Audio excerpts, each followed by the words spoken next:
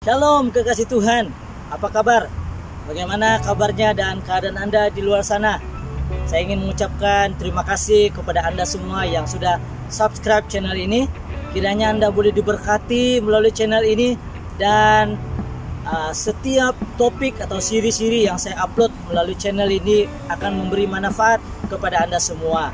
Nah, hari ini saudara, kita akan lanjutkan perumpamaan Tuhan Yesus yang terdapat di dalam kitab Injil Matius 13. Dan hari ini kita mau bercakap tentang perumpamaan tentang pukat.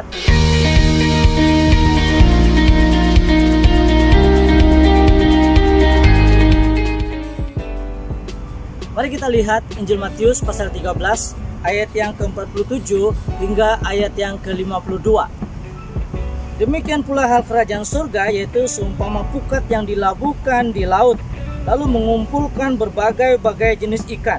Setelah penuh, pukat itu pun diseret orang ke pantai, lalu duduklah mereka dan mengumpulkan ikan-ikan yang baik ke dalam pasu, dan ikan yang tidak baik mereka buang. Demikianlah juga pada akhir zaman, malaikat-malaikat akan datang memisahkan orang jahat dari orang benar, lalu mencampakkan orang jahat ke dalam dapur api. Di sanalah akan terdapat ratapan dan keratakan gigi. Ayat yang ke-51. Mengertikah kamu semuanya itu? Mereka menjawab, ya, kami mengerti. Maka berkatalah Yesus kepada mereka, karena itu setiap ahli Taurat yang menerima pelajaran dari hal kerajaan surga itu seumpama tuan rumah yang mengeluarkan harta yang baru dan yang lama dari perbandaraannya. Saudara, perumpamaan tentang pukat ini adalah penutup dan kesimpulan dari semua perumpamaan Tuhan Yesus di Injil Matius 13. Perumpamaan ini juga berbicara tentang akhir zaman.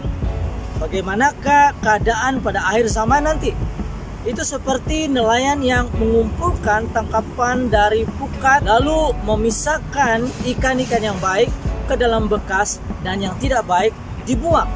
Ayat yang ke-49 menjelaskan bahwa nelayan itu adalah para malaikat yang akan datang memisahkan orang jahat dari orang benar. Ikan yang baik dijelaskan pada ayat yang ke-49, yaitu sebagai orang benar. Versi Indonesia bahasa sehari-hari menerjemahkan orang benar sebagai orang-orang yang melakukan kehendak Allah. Orang benar atau yang melakukan kehendak Allah adalah orang-orang yang Yesus simpulkan sebagai orang-orang yang diceritakannya dalam perumpamaannya, yaitu orang benar umpama tanah yang baik, yang mendengar dan mengerti kebenaran firman Tuhan di dalam kisah perumpamaan seorang penabur. Orang benar adalah mereka yang diumpamakan Yesus juga sebagai gandum yang tetap kuat dan bersemangat tumbuh dan berbuah tetap walau ditekan dan disaingi oleh lalat. Ikan yang baik juga adalah mereka yang diumpamakan Yesus sebagai biji sesawi dan ragi, yang hidupnya menjadi impact yang besar kepada orang ramai oleh Injil Kristus dalam hidup mereka. Ikan yang baik juga adalah mereka yang diceritakan Yesus dalam perumpamaan harta terpendam dan mutiara yang indah dan berharga, yaitu orang-orang yang menjadikan kerajaan surga sebagai fokus dalam tujuan utama kehidupan mereka. Ikan yang tidak baik dibuang adalah orang-orang yang jahat. Siapakah mereka ini? Mereka adalah kebalikan dari orang benar atau orang-orang yang tidak melakukan kehendak Allah, dan juga kebalikan dari setiap perumpamaan yang telah dibentangkan Yesus di dalam Injil Matius 13 ini, yaitu orang yang memiliki hati yang tidak mau berakar dalam kebenaran firman Tuhan, lalu murtad seperti yang diceritakan Yesus di dalam perumpamaan seorang penabur. Kemudian orang-orang yang diumpamakan gandum yang gagal berbuah akibat himpitan dan tekanan oleh lalang di antara gandum, dan juga orang-orang yang tidak mengambil penting kerajaan surga dalam hidupnya seperti perumpamaan harta terpendam dan mutiara indah dan berharga. Ayat 50 berkata, lalu orang jahat ini akan dicampakkan ke dalam dapur api. Di sanalah akan terdapat ratapan dan keretakan gigi. Ayat ini sedang mengingatkan kita bahwa kiamat itu real, bukan mitos atau dongeng. Kita mungkin sering mendengar berita tentang akhir zaman, kiamat, perapian. Tetapi apakah kita sungguh-sungguh memiliki kegentaran yang benar terhadap Tuhan dan realiti tentang kekekalan? Itu sebabnya Yesus bertanya di ayat yang ke-51, "Fahamkah kamu akan perkara-perkara ini? Supaya kisah perumpamaan-perumpamaan tentang kerajaan surga atau kerajaan Allah bukanlah sekadar cerita yang boleh diambil mudah, tetapi kita harus memahaminya dan mengambilnya sebagai peringatan cara hidup kita setiap hari. Sebab ada penghakiman Allah yang tidak seorang pun akan lolos dari penghakimannya." Siapa yang suka menipu, berdusta terhadap sesamanya, jangan lupa ada penghakiman Allah. Dan siapa yang terus menindas orang lain, jangan lupa ada penghakiman Allah yang akan membalas semuanya itu. Siapa yang terus mengabaikan Tuhan dan peringatan-peringatannya, ingat ada penghakiman Allah. Pengkhotbah 12 ayat 13 hingga 14 berkata, "Akhir kata dari segala yang didengar ialah takutlah akan Allah dan berpeganglah pada perintah-perintahnya, karena ini adalah kewajiban setiap orang." Ayat 14, "Karena Allah akan membawa setiap perbuatan ke pengadilan yang berlaku atas segala sesuatu yang tersembunyi, entah itu baik, entah itu jahat."